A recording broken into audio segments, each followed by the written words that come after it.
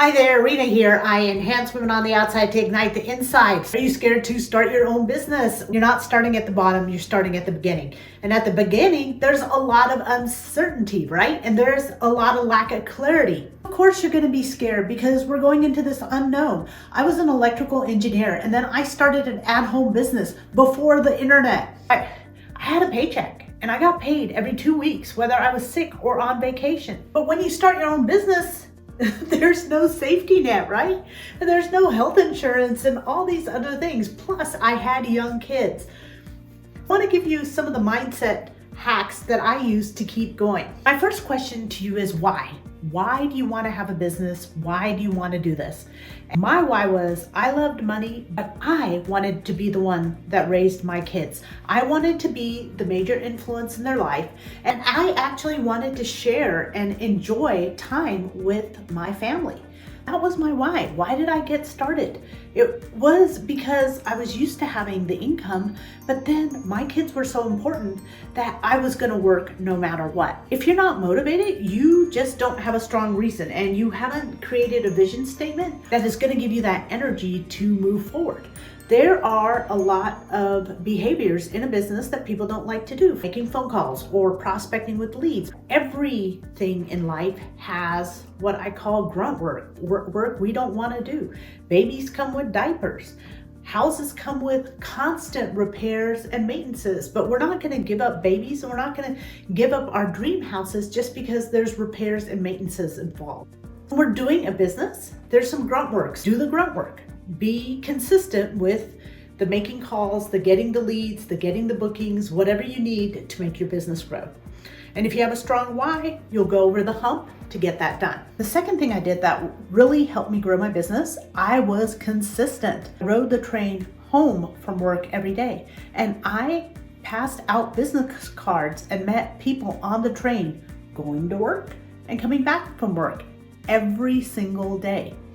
And at lunch, I would do my appointments. And that way I could leave for work, come back from work, and still have time with my family in the evenings. The third thing I did that I think really made a difference is I had a mentor. I had someone that already knew the ropes, teaching me what to do. Whenever I got stuck, I had someone that I could call and ask, what is the next steps? Getting a coach or mentor is a game changer. Imagine if you wanted to be an Olympic soccer player. Would you try to become a soccer player without having a coach?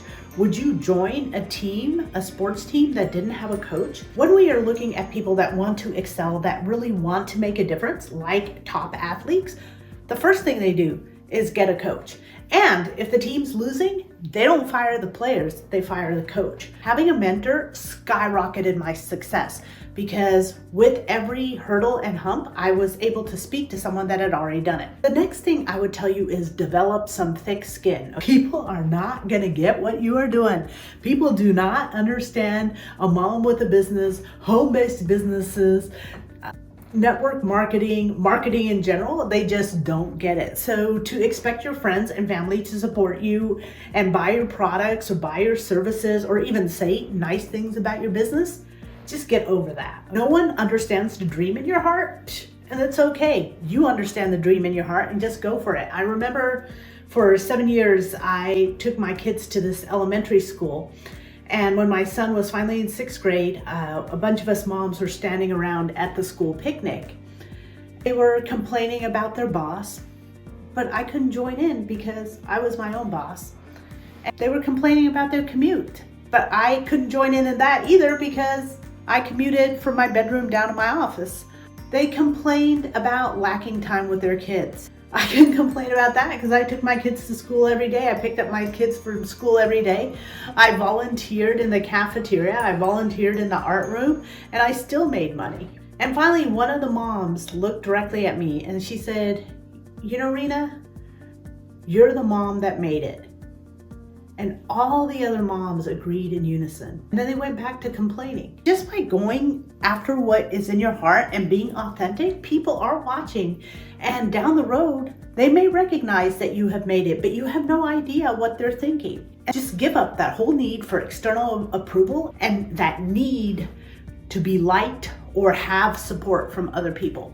The only people that are going to support you are the ones that are in business with you or the mentor relationships that you develop. Now, I'm going to tell you this last secret, and it is the game changer. I used to have a cassette tape that I wrote all my affirmations on, and I recorded them on this cassette tape, and I would sleep with it under my pillow every night.